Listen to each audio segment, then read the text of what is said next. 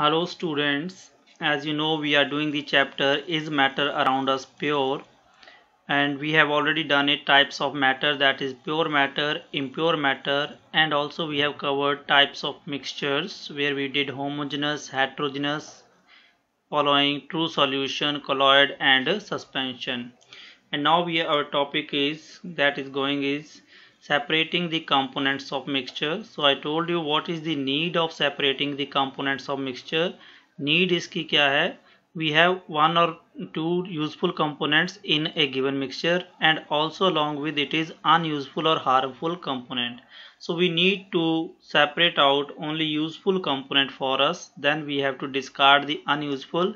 So we need to separate useful component to from the mixture. We have discussed many different methods of separating the components from mixture which were used in earlier times, and also we are doing 8 methods in this class, and we have done already evaporation method. And I told you that for each method you should know how to prepare for theory and how to do in practicals in the labs, what things you should keep in mind while performing the practicals, and how to make practical record in your practical notebooks. So there I told you in this activity that you have to mention aim, theory, requirements, procedure, diagram, observations, result, and precautions. So now I will not going to explain all this again. I will just take mainly the theoretical concept of the remaining methods, but you should know how to write their practical point of view also. So let's start with this. Today we are going to do about second method, centrifugation. Third method is your by using separating funnel, and fourth will be sublimation.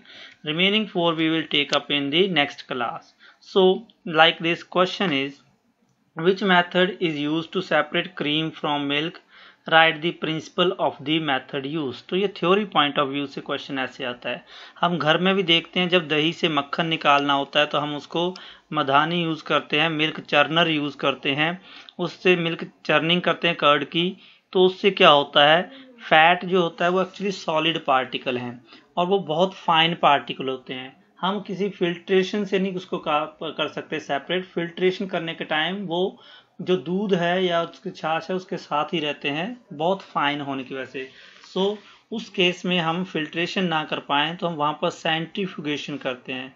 जब हम fastly rotate करते हैं इनको तो particle जुड़कर ये बड़े piece बनते हैं, और जो लाइट इन वेट होगा वो कंपोनेंट ऊपर आ जाता है सेंट्रीफ्यूगेशन से, और जो भारी कंपोनेंट रहता है वो नीचे को पुश हो जाता है। सो हमें यहाँ पर पता होना चाहिए कि सेंट्रीफ्यूगेशन का प्रिंसिपल क्या है और इसे कब यूज करते हैं। So name of method to get cream from milk is centrifugation, और when to use it I told you, हम यूज करते हैं centrifugation to separate fine solid particle from mixture which can not be separated by filtration. So principle क्या है इसका? The principle is that when the denser और heavier particles जिनकी density ज़्यादा है they are forced to the bottom and lighter particles stay at the top when spun rapidly under the influence of gravity। तो हम जब किसी चीज़ को rotate करते हैं बहुत फास्ट, जैसे मिल्क को रोटेट किया तो ग्रेविटी का फोर्स बढ़ जाता है उस रोटेटिंग मिक्सचर के ऊपर, जिसकी वजह से जो लो डेंसिटी का पार्टिकल होंगे वो ऊपर रहेंगे और जो हाई डेंसिटी के पार्टिकल वो ज़्यादा दूर के लिए डिस्प्लेस होते हैं, means bottom of the container की तरफ मूव करेंगे जो रोटेट कर रहा है। जैसे इन केस ऑफ मिल्क के एग्जांपल में हम देखें, जब हम मिल्क को हाई स्पीड पे रोटेट करते हैं सेंट्रीफ्यूज मशीन में, द डेंसर वाटर कंपोनेंट उसमें डेंसिटी ज़्यादा होती है, वो ज़्यादा नीचे को पुश होता है, और फिर आपके पास जो लाइटर फैट होता है ऊपर आता है क्रीम की फॉर्म में। आपको अगर आइडिया हो, आपको पता हो, दूध लेने हम जाए मार्केट में 3 types of milk they generally sell. कौन कौन सा होता है? फुल फैट और फुल क्रीम मिल्क, जिसके सेंट्रीफ्यूजेशन नहीं की गई है, क्रीम इसमें से नहीं निकाली है, वो मैक्सिमम रेट पे मिलता है हाईएस्ट कॉस्ट होती है उसकी। फिर होता है टोन्ड मिल्क, जिसको एक बार सेंट्रीफ्यूज मशीन में डाल के उसकी क्रीम को निकाल लिया है तो उसमें फैट का अमाउंट कम होता है, थोड़ा पतला होगा दूध वो। और फिर होता है डबल टोन्ड मिल्क, जिसको 2 बार सेंट्रीफ्यूज में डाल के मशीन को ज़्यादा से ज़्यादा फैट निकाल लेती है, वो बहुत पतला होता है, वो सबसे चीपेस्ट रेट पे अवेलेबल होता है। तो ये टोन्ड, डबल टोन्ड और फुल फैट कहाँ से बनते हैं कि उनको हमने सेंट्रीफ्यूगेशन यूज़ करके क्रीम को निकाला है या नहीं निकाला है।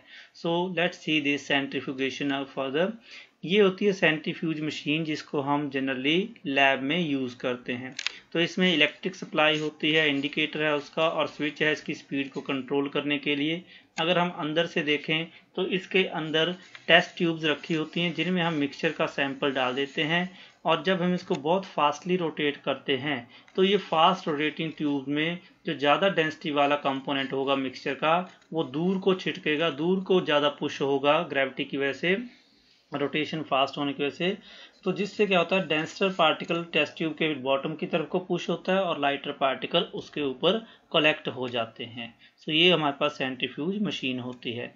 नाउ ये वर्क कैसे करती है, तो जैसे हमने सेपरेशन ऑफ क्रीम करना है from milk, so let us see how a centrifuge machine works here. So we see here, this is your centrifuge machine, and here I am just turning it on to show how this test tubes rotate. So this time the test tubes are empty, nothing is inside them, so it's rotating very fast. You can increase the speed.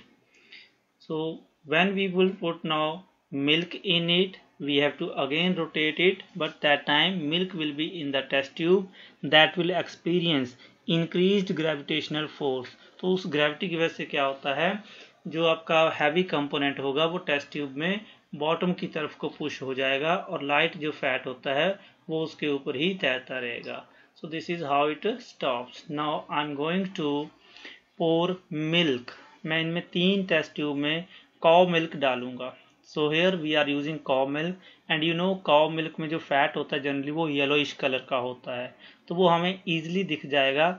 हमें इसे ज़्यादा देर के लिए rotate करना पड़ता है, आधा घंटा के लिए कम से कम करें तो ईजिली ज़्यादा से ज़्यादा, जितनी देर तक आप रोटेट करते हैं मिक्सचर को, सेपरेशन उतनी ही ज़्यादा होगी। सो हम इसको जनरली आधा घंटा उससे ज़्यादा करें तो ज़्यादा बेटर रिजल्ट आते हैं। मैं आपको ये 15 मिनट्स के लिए रोटेट करके दिखाऊंगा। You will be able to see that how cream separates out from the milk. So हमने ये 3 टेस्ट ट्यूब में काउ मिल्क को सेंट्रीफ्यूज मशीन में फिट कर दिया ना। अब हम इसमें देखेंगे तो आपको 2 टेस्ट ट्यूब आमने सामने जिनमें मिल्क है।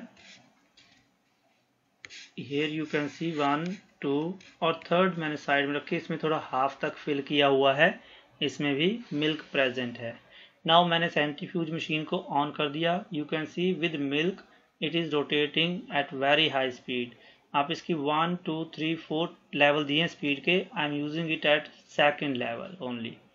So now we will leave it covered for about 15 minutes minimum, so that we can see the separation of milk by centrifugation. तो जनरली जो मिल्क डेयरीज वाले होते हैं वो ऐसे ही करते हैं, वो इस क्रीम से फिर एज मिल्क क्रीम भी बेच देते हैं, या इसको वो मेल्ट करके हीट करके इसका घी बना लेते हैं, वो भी इसका यूज हो जाता है। So you can see the rotation is very fast. Now after 15 minutes I open this, you can easily C yellowish color fat layer on the upper layer in the test tube. So try to see it here, that thick cream layer is there.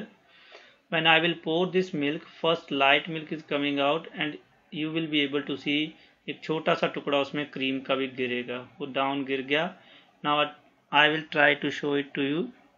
Yellowish cream है जो इसमें से आपको दिख जाएगी थोड़ी देर बाद।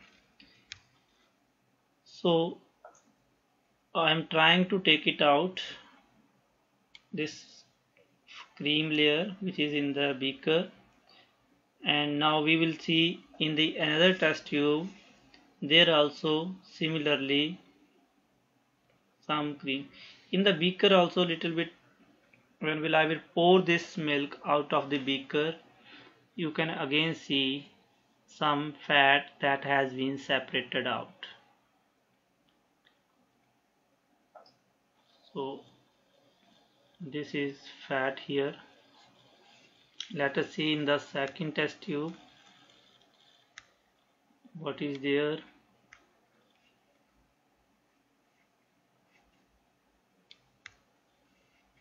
This is your second test tube. Again you can see yellowish color here, fat layer. So with the help of a dropper I will try to take it out. तो आप देख सकते हैं ये थोड़ा थिक क्रीम की layer जो है वो इसमें प्रेजेंट है। अब जो सेंट्रीफ्यूगेशन की वजह से मिल्क के ऊपर फ्लोट कर रही है, बिकॉज फैट थोड़ा लाइटर होता है और मिल्क में जो वाटर कंपोनेंट होता है वो थोड़ा हैवी होता है, उसकी डेंसिटी ज़्यादा है। So this is from second tube, still some is there. I will show now third test tube जो हमने रखी थी, in that also we will see some fat is separated. Now you can see here also thick cream is there, it is not like milk.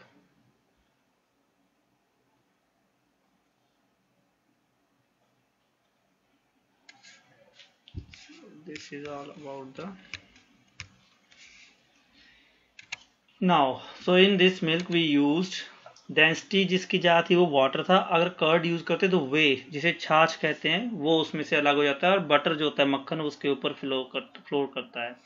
Light जो है इसमें fat, butter या cream. ना इसकी एप्लीकेशंस क्या हैं सेंट्रीफ्यूगेशन की, तो 4 सेंट्रीफ्यूगेशन की मैं डिस्कस कर रहा हूँ यहाँ पर। First is to separate fat, butter और cream from milk in dairies और एट होम, जो अभी हमने देखा। सेकंड है वेर हमें डायग्नोस्टिक टेस्ट करते हैं, ब्लड टेस्ट करते हैं, यूरिन टेस्ट करते हैं। हमारे ब्लड में 4 मेन कंपोनेंट्स होते हैं, आरबीसीज, डब्ल्यूबीसीज, प्लेटलेट्स और प्लाज्मा। तो इन सभी की डेंसिटी अलग अलग होती है।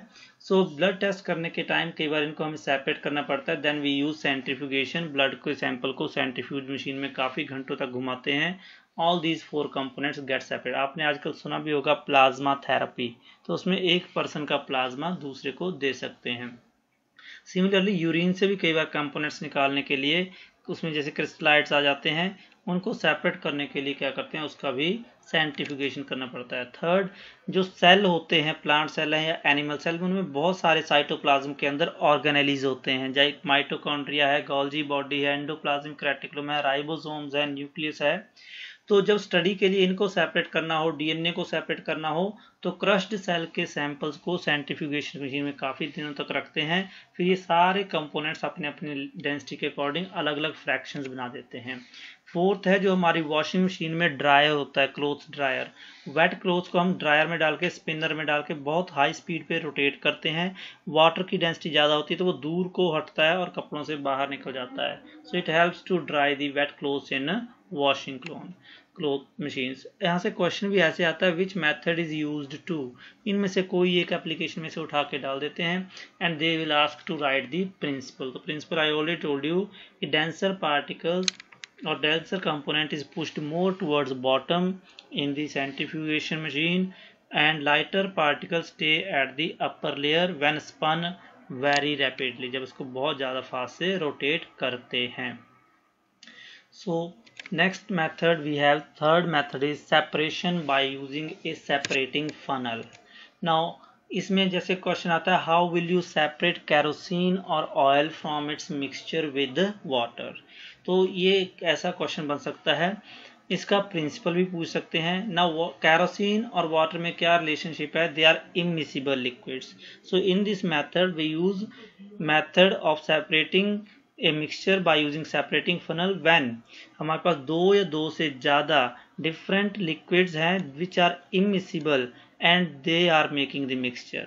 तो इमिसिबल लिक्विड्स क्या होते हैं, those liquids which do not mix together, हम उनको ऐड करते हैं बट वो मिक्स नहीं होते। जैसे ऑयल को वाटर में डालते हैं, they make separate layer there, such liquids are known है इमिसिबल। और जो मिक्स हो जाएं जैसे alcohol and water, they are called miscible liquids.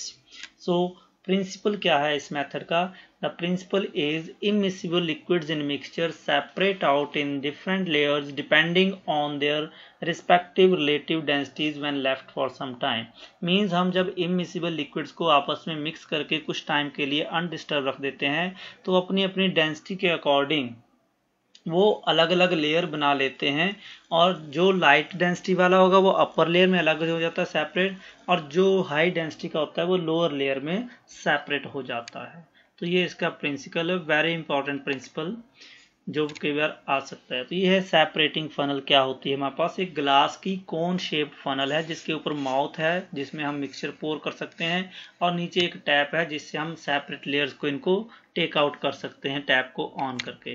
तो क्या सेपरेट करना है आज हमने इससे? ऑयल और वाटर का मिक्सचर। ये दो कौन से टाइप ऑफ लिक्विड है, अगर इनको मिक्स करें दे आर इमिसिबल, कि इनको मिक्स करने पर भी ये मिक्स नहीं होते, आपस में ये सेपरेट लेयर्स बनाते हैं। सो लेट अस सी हम इसको कैसे यूज करेंगे। सेपरेट करना है ऑयल एंड वाटर को from their mixture by using a separating funnel. So here we go now with the video. You can see here I am mixing this oil in water. तो oil को मैं water में mix कर रहा हूँ with the help of a glass rod. Let's see once again. मैं try कर रहा हूँ, ऑयल को पोर किया वाटर में, फिर ग्लास रॉड की हेल्प से उसको मिक्स करने की कोशिश कर रहा हूँ। ऑयल और वाटर हैं क्या? They are immiscible liquids. So after some time again you will see here they are making separate layers when we see from the sides. So just now you will be seeing the water is in lower layer. So what it means? water की density ज़्यादा है, oil की density कम है। आपने कई बार सुना होगा सी ship से ऑयल स्पिल हो जाता है, पेट्रोलियम गिर जाता है सी वाटर में, तो वो लेयर बना लेता है जिससे फिशेज वगैरह को नुकसान होता है, फिशेज ब्रीद नहीं कर पाती जब ऑयल लेयर बन जाती है। So now we are going to pour this, but ensure कि टैप नीचे से बंद कर लें पहले, उसके बाद इसमें मिक्सचर को पोर करें with the help of A funnel. तो हम एक फनल की हेल्प से जो ऑयल और वाटर का मिक्सचर बनाया वो हम इस सेपरेटिंग फनल में पोर करेंगे, फिर हम उसको भी 5, 10, 15 मिनट के लिए सेपरेट होने के लिए छोड़ देते हैं ताकि स्लोली सारे के सारे ऑयल पार्टिकल एग्रीगेट करके अलग लेयर बना लें और वाटर की लेयर नीचे को रह जाए। So here we use a funnel and pour this mixture prepared in the separating funnel.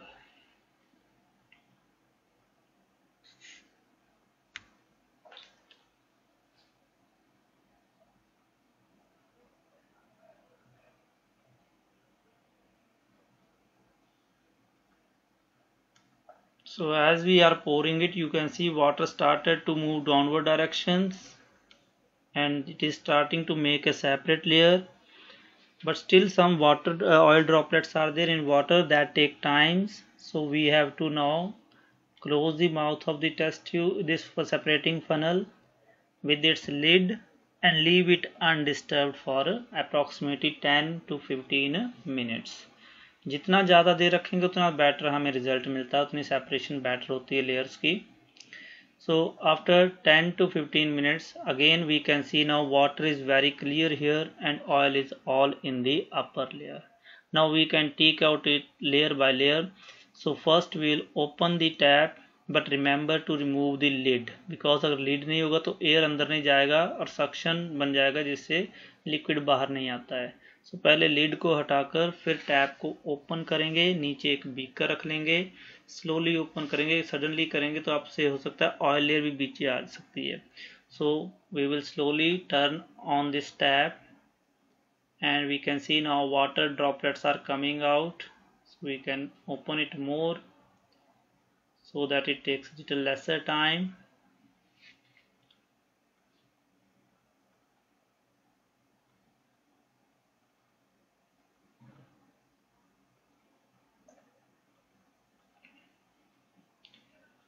So this is how we have to take out first layers at a controlled rate, controlled speed, and as soon as this water layer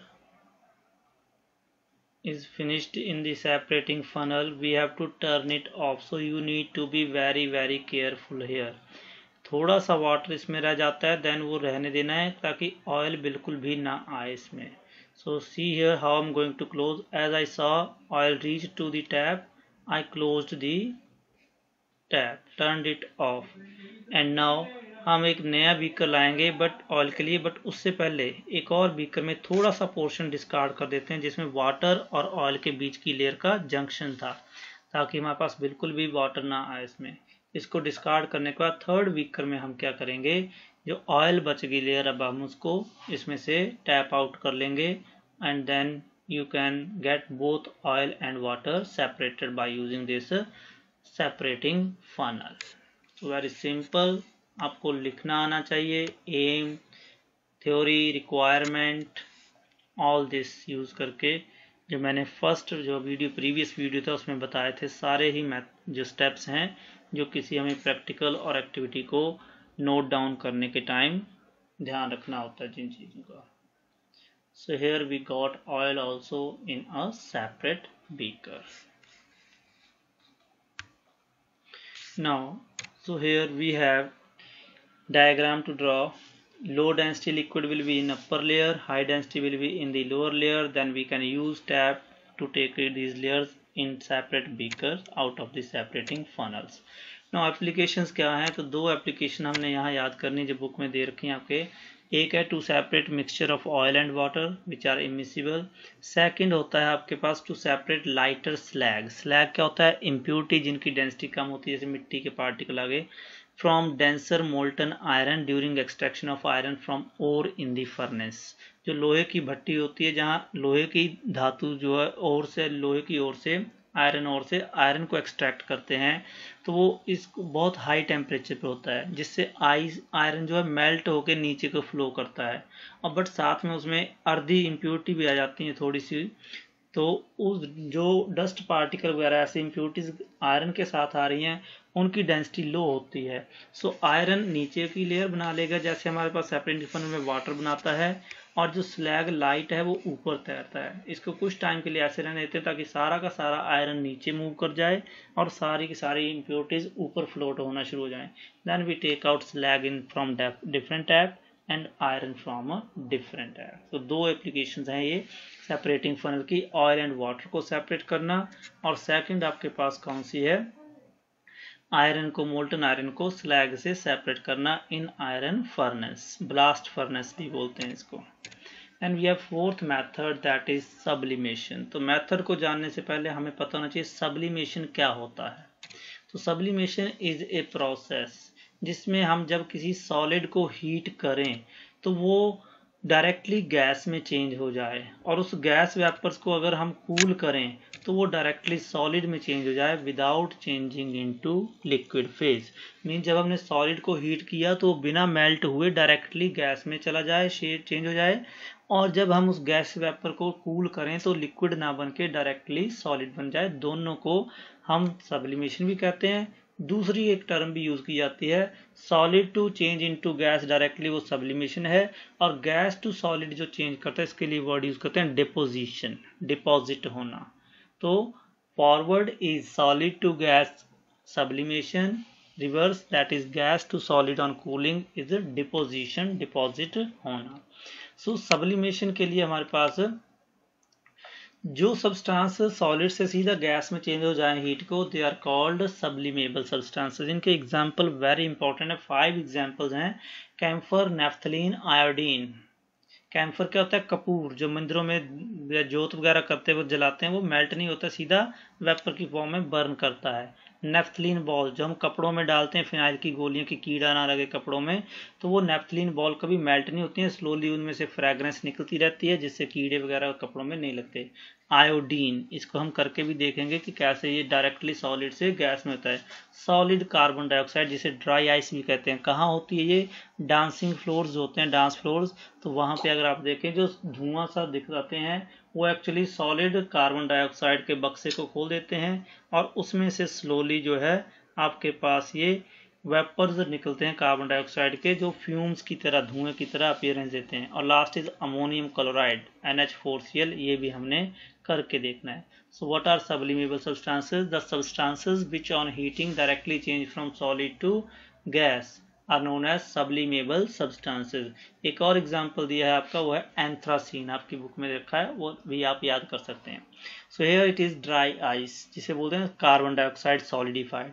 तो इसके box को जैसे ही open करते हैं smoke की form में बाहर आता है, जो डांस फ्लोर वगैरह को हम डेकोरेट करने के लिए यूज करते हैं। एक और है हमारे पास आयोडीन। तो आयोडीन जो होता है वो अगर हम देखेंगे तो solid iodine very dark colour के, ग्रेश कलर के सॉलिड पार्टिकल्स होते हैं। इनको हम जब डायरेक्टली हीट करते हैं then it changes to vapour phase, sublimation होता है आयोडीन का। Let's see how it occurs. So here is what happens when we heat small pieces of iodine। तो ये पेपर के ऊपर जो है वो आयोडीन के पीसेस हैं, डार्क ग्रे कलर के। अब हम इनको एक test tube, clean and dry test tube होनी चाहिए। टेस्ट ट्यूब को हाथ से नहीं पकड़ना है, होल्डर से पकड़ना, because we are going to heat it. तो हीट करने के लिए हमें हमेशा टेस्ट ट्यूब होल्डर यूज करना चाहिए। आप देख सकते हैं ग्रेन जैसे मस्टर्ड सीड्स होते हैं वैसे ही ग्रेन्स आयोडीन के थे, डार्क ग्रे कलर के। Now when I will heat it, ये सॉलिड आयोडीन नीचे है टेस्ट ट्यूब के बॉटम में। अगर ये मेल्ट होती है, लिक्विड करती है, तो उल्टा करने पर ड्रॉप्स बाहर आनी चाहिए। बट हम देखेंगे यहाँ हीट करने पर हम टेस्ट ट्यूब को इन्वर्ट कर देते हैं, उल्टा कर देते हैं, फिर भी इसमें से कोई भी लिक्विड ड्रॉप्स नहीं आती हैं। So let us we see here what happens when we heat some iodine pieces in a clean and dry test tube। जैसे इसको हीट करेंगे आप सडनली देखना वायलेट कलर के वेपर्स इसके अंदर बनने शुरू हो जाते हैं। सो सॉलिड जो आयोडीन जो है वो डार्क ग्रे कलर का है, बट वेपर उसमें से जो निकलते हैं वायलेट कलर के निकलते हैं। यू कैन सी जहाँ ज़्यादा डेंसिटी है बॉटम में, ज़्यादा वेपर बनने, वहाँ ज़्यादा डार्क वायलेट कलर होगा और ऊपर को ये लाइट है। जैसे वेपर ऊपर आते हैं ठंडे होकर ग्लास ट्यूब की इनर वॉल पर फिर से वापस सॉलिड हो जाते हैं, डिपॉजिट हो जाते हैं, डेपोजिशन जो बताया था मैंने आपको। सो नीचे से हीट की वजह से आयोडीन से वेपर ऊपर आ रहे हैं, ऊपर आके वो सॉलिडिफाई भी हो रहे हैं। अब हम इन्वर्ट कर रहे हैं तो लिक्विड ड्रॉप आने की वजह से सीधा वेपर्स आ रहे हैं। दीज आर आयोडीन वेपर्स जो वायलेट कलर के हैं। और कुछ आयोडीन जो है यू कैन सी ये इसके अंदर ही जमा हो गई ठंडा होने की वजह से, क्योंकि हीट से दूर ले गए हम इसको, वेपर्स कूलिंग होने पर डिपोजिशन हो जाता है, वापस सॉलिड में चला जाता है, कोई लिक्विड ड्रॉप नहीं बनी यहाँ आयोडीन की। सो आयोडीन इज सब्लिमेबल। अब हम इसको फिर से हीट कर दें, जो ऊपर डिपॉजिट हुए हैं, तो ये फिर से सॉलिड से गैस बन जाएंगे and we will be able to see. हमने फिर से इसको हीट कर दे जो ऊपर डिपॉजिट हुई आयोडीन की layer, and it again changes to iodine vapours violet in colour. तो ये था आयोडीन का सब्लिमेशन कैसे हम ऑब्जर्व कर सकते हैं।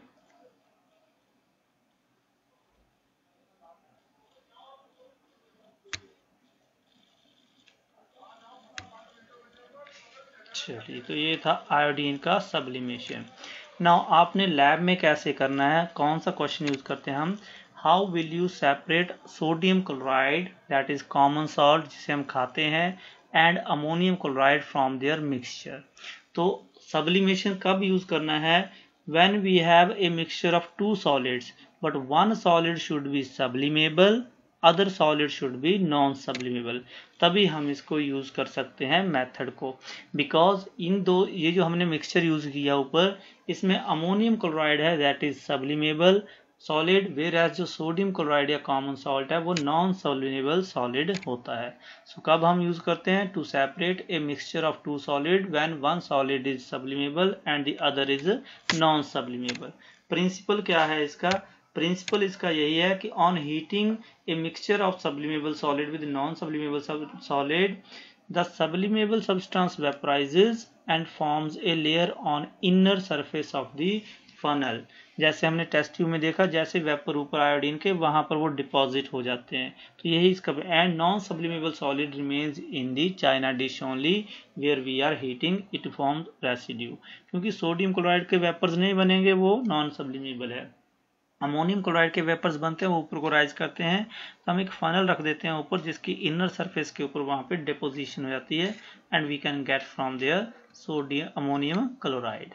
सो इसका आपको एक्टिविटी भी इम्पोर्टेंट है, साथ में इसको आपको एग्जाम्पल्स जो बताए थे कौन कौन से सब वो ज़्यादा इंपॉर्टेंट है। वहाँ से MCQ क्वेश्चंस भी आ जाते हैं कि आपको 4 एग्जाम्पल दे देते हैं, इनमें से कौन सा सब्लिमेबल है या किसको हम सब्लिमेशन से सेपरेट कर सकते हैं या नहीं। So here is we how to see this sublimation, how to do it in lab, we should be knowing that. So सबसे पहले क्या रिक्वायरमेंट है आपकी वो हमें पता होना चाहिए। So here we require both solids, means जो आपके पास अमोनियम क्लोराइड होना चाहिए, सोडियम क्लोराइड होना चाहिए। लिक्विड्स को इनको निकालने के लिए एक स्पैटुला है और हीट करने के लिए आपको एक चाइना डिश की जरूरत है। So here is sodium chloride जो कॉमन सॉल्ट है, अमोनियम क्लोराइड जो कि सब्लिमेबल सॉलिड होता है। इनके लिए एक हमारे पास बंसन बर्नर हीट करने के लिए, एक ट्राइपॉड स्टैंड, एक वायर गॉज जिसके ऊपर हम चाइना डिश को रखेंगे, ये चाइना डिश जिसमें मिक्सचर हीट करना है, और एक ये ग्लास फनल। साथ में हमें थोड़ा सा कॉटन प्लग या धागे चाहिए ताकि हम फनल के ऊपर को जो माउथ है उसको बंद कर सकें, इसमें से सिर्फ वार्म गैसेज निकलें but vapour of ammonium chloride बाहर ना आए। This is the use of cotton plug. तो कई बार यही पूछ लेते हैं what is the use of cotton plug.